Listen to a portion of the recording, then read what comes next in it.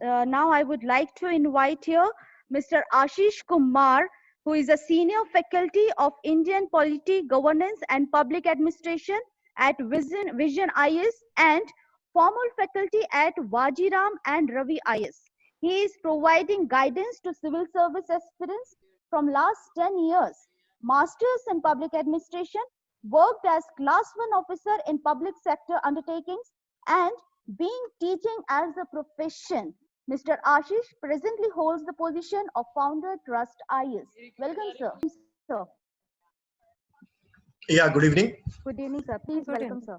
Yeah, good evening to all my fellow panelists and all the participants in today's book launch event.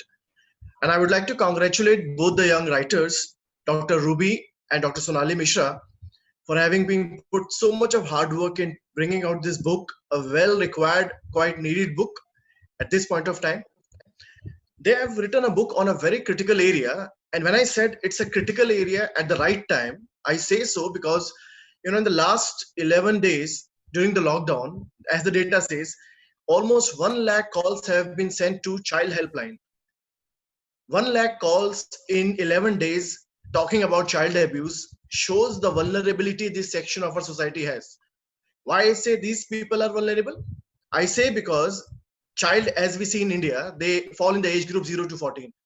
So when you are of the age group 0 to 14, you are mostly dependent psychologically, physically, emotionally upon others, and your dependency on them makes you vulnerable to various kind of threats like domestic violence, child trafficking, sexual abuse, domestic violence. So when we have such a moreover, 1/3 of India is falling in this age group 0 to 14. So with this big population which we have in India of 0 to 14 years of age, we cannot afford to have this kind of exploitation going on. So we need to have some kind of manual, some kind of book, some kind of information by which we can see if we come across a kind of abuse a child faces or child himself is having some abuse face, so what he can do or what we can do for this particular issue. Now, when I read the book, I found that they have used very simple language where they say that in case a child is in danger, is facing exploitation, what to do. They have even mentioned the helpline numbers. They have mentioned various laws, various constitutional provisions which can be brought in to save a child.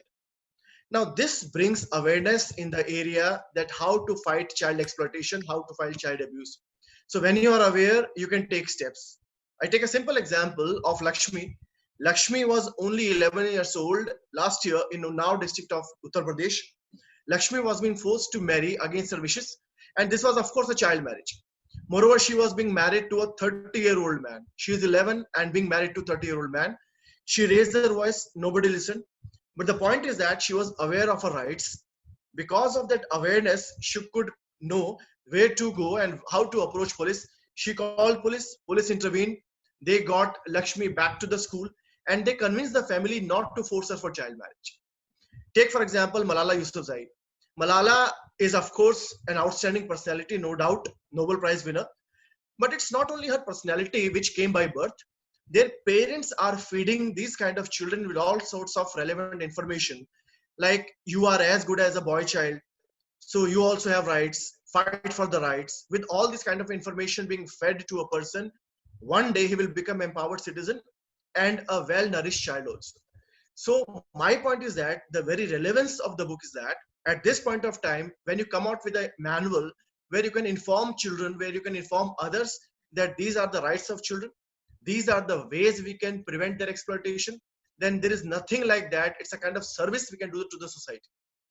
Moreover, this book as such, I've read it, it's very helpful for the students or for the aspirants of competitive exam, particularly civil services, where they require rich information. Rich information. I have seen the book, they are covering all the aspects, the constitutional provisions we have for children protection, the legal provisions we have for child protection, and the routine simple steps we can apply to save a child from abuse.